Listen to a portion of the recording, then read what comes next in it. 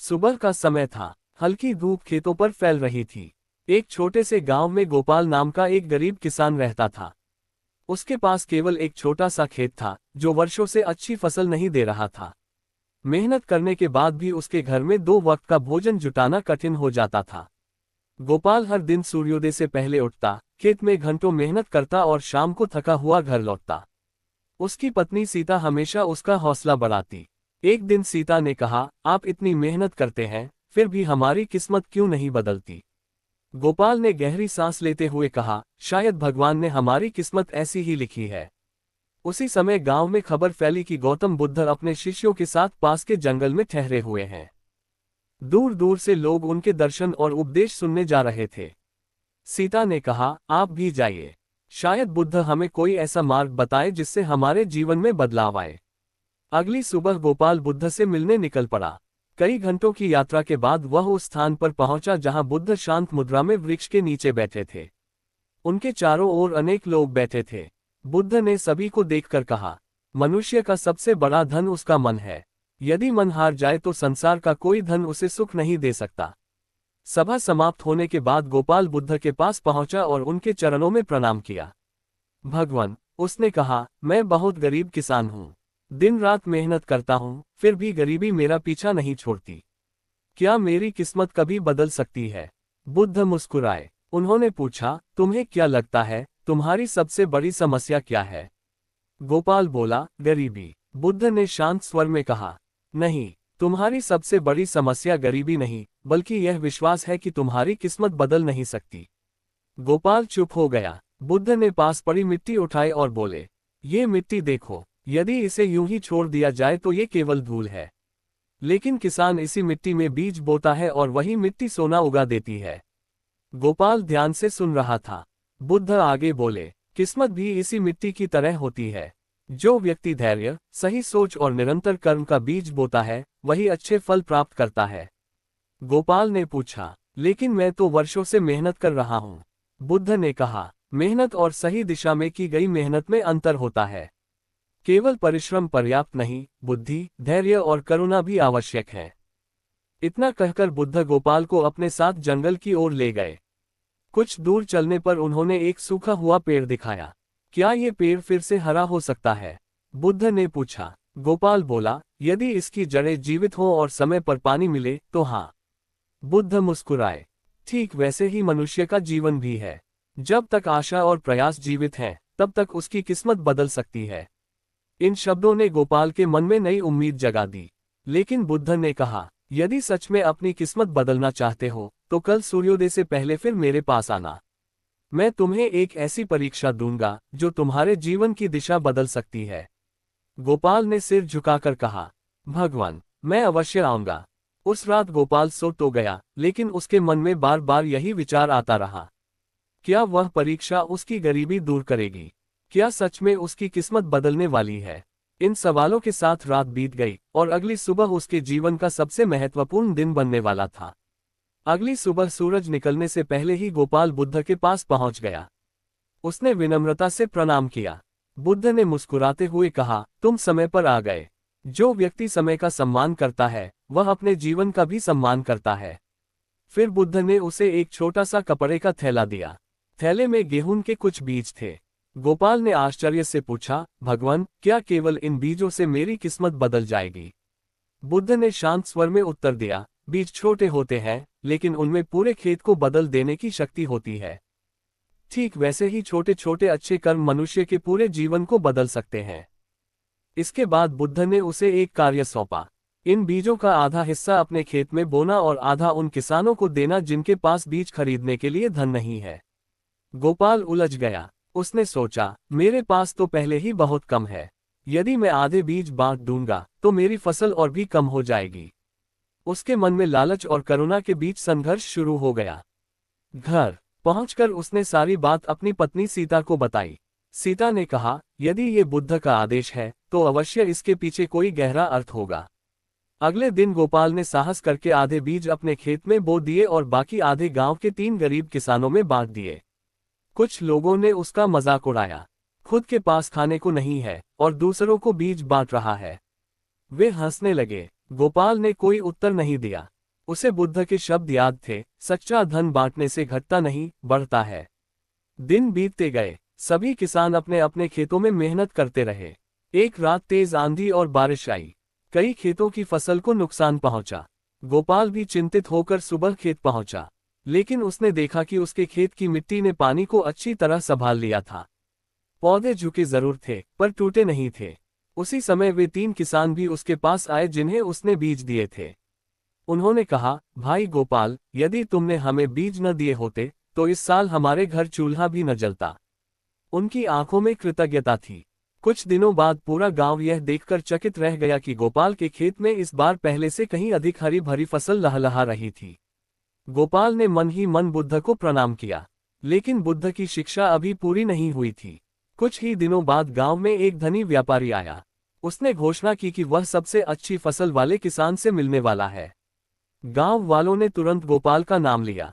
व्यापारी ने गोपाल को अपने पास बुलाया और कहा, मैंने तुम्हारी ईमानदारी और मेहनत की कहानी सुनी है। यदि तुम चाहो तो मैं तुम्हारी पूरी फसल उचित मूल्य पर खरीदना चाहता हूँ। गोपाल के सामने अब एक नया निर्णय था। क्या वह केवल अपने लाभ के बारे में सोचेगा, या बुद्ध की सीख के अनुसार ऐसा निर्णय लेगा जिससे पूरे गांव का भला हो? यही निर्णय उसकी किस्मत को एक नया मोड़ देने वाला था। गांव में हर कोई गोपाल की ओर देख रहा था। धनी व्यापारी उसके सामने खड़ा था। व्यापारी ने कहा, मैं तुम्हारी पूरी फसल बाजार से भी अधिक कीमत पर खरीदूंगा। सोच समझकर उत्तर देना। इतना बड़ा अवसर गोपाल को पहले कभी नहीं मिला था। यदि वह ये सौदा कर लेता तो वर्षों की गरीबी दूर हो सकती थी। लेकिन तभी उसे बुद्ध के शब्द याद आए, धन वह नहीं जो केवल तुम्हारे घर को भर दे, धन वह है जो दूसरों के जीवन में भी प्रकाश लाए। गोपाल ने कुछ देर विचार किया और फिर बोला, मैं अपनी पूरी फसल आपको नहीं बेचूंगा। पहले गांव के जिन परिवारों के घर अनाज नहीं है, उन्हें उचित मूल्य पर अनाज दूंगा। जो बचेगा वही आपको बेचूंगा। ये सुनकर गांव वाले भावुक हो गए। व्यापारी ने मुस्कुराकर कहा, मैंने बहुत किसान देखे हैं, लेकिन ऐसा ईमानदार और दयालु किसान पहली बार देखा है। उसने गोपाल की बची हुई पूरी फसल खरीद ली और वादा किया कि आगे भी हर वर्ष उसी से अनाज खरीदेगा। धीरे धीरे गोपाल की आर्थिक स्थिति सुधरने लगी, लेकिन सफलता के साथ नई परीक्षा भी आई। कुछ पड़ोसी किसान उससे जलने लगे। वे कहने लगे, गोपाल की किस्मत अचानक कैसे बदल गई? इसमें जरूर कोई रहस्य है। एक रात उनमें से 2 किसान चुपके से उसके खेत में पहुंचे। उनका इरादा फसल को नुकसान पहुंचाने का था। तभी गोपाल वहां आ गया। दोनों किसान डर गए। उन्हें लगा कि अब वह गांव में उनकी शिकायत करेगा। लेकिन गोपाल ने शांत स्वर में कहा, यदि तुम सच में परेशान हो तो मेरे साथ बैठो। दुश्मनी से किसी का भला नहीं होता। उसने उन्हें पानी पिलाया और अपने खेत की देखभाल के तरीके समझाए। दोनों किसान शर्म से सिर झुका बैठे।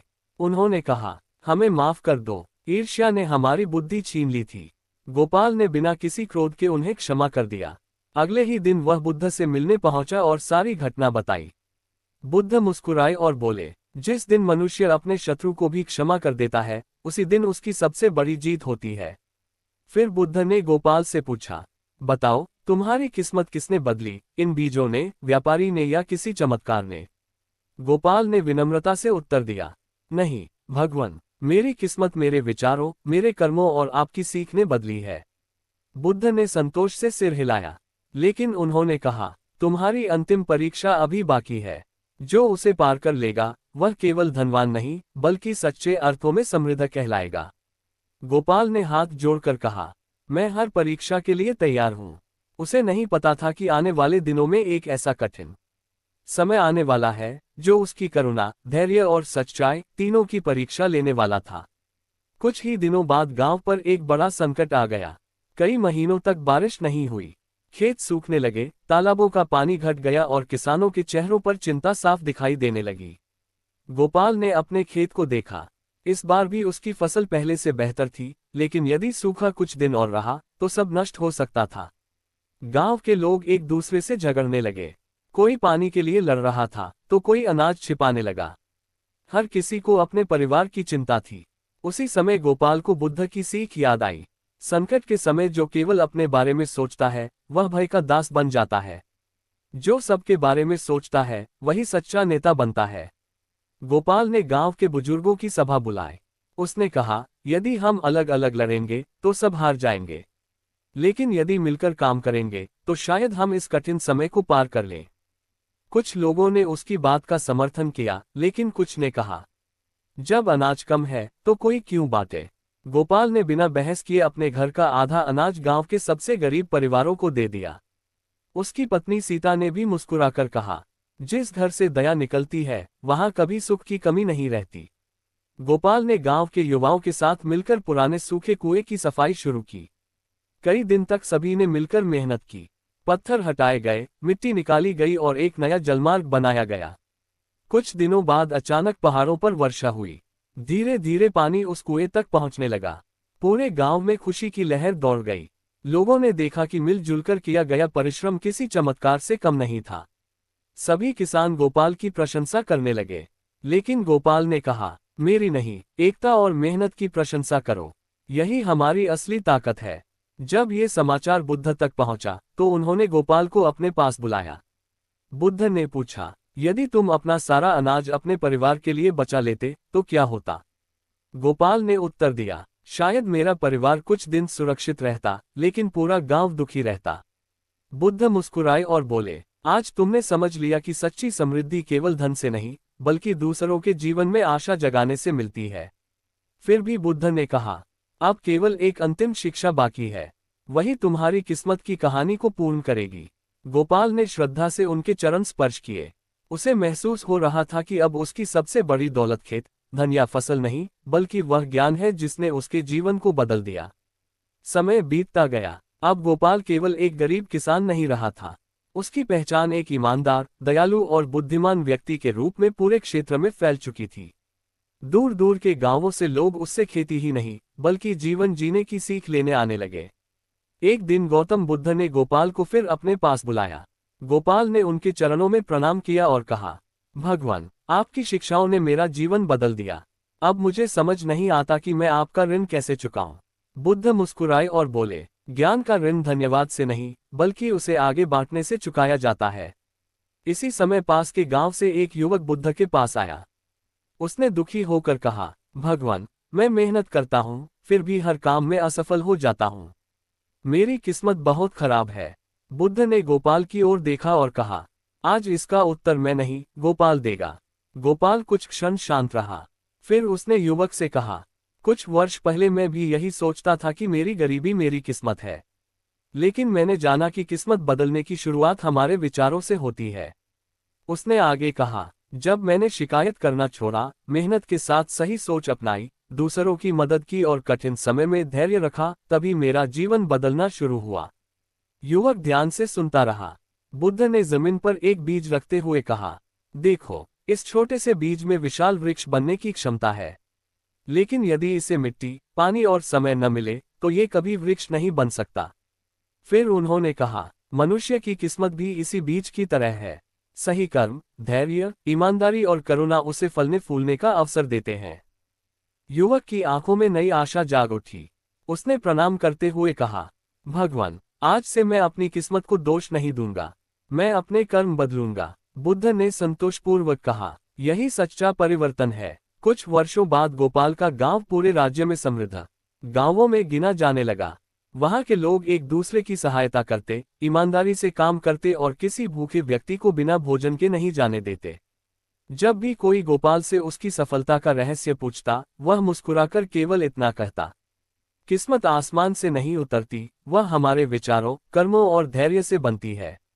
बुद्ध ने अंतिम बार सभी लोगों से कहा, जो मनुष्य अपने कर्मों को बदल देता है, वही अपने भविष्य को बदल देता है। संसार का सबसे बड़ा चमत्कार कोई जादू नहीं, बल्कि एक जागृत मन है। उस दिन सभी लोगों ने ये संकल्प लिया कि वे जीवन में ईमानदारी, करुणा, परिश्रम और धैर्य का मार्ग अपनाएंगे। गोपाल ने बुद्ध के चरणों में प्रणाम किया। उसके चेहरे पर संतोष था, क्योंकि अब उसे समझ आ चुका था कि सबसे बड़ी संपत्ति धन नहीं, बल्कि अच्छा चरित्र और सही कर्म है। अपनी किस्मत को दोष देने के बजाय अपने कर्मों को बेहतर बनाइए। ईमानदारी, करुणा और धैर्य अंततः सफलता का मार्ग खोलते हैं। दूसरों की सहायता करने वाला व्यक्ति कभी सच में गरीब नहीं होता।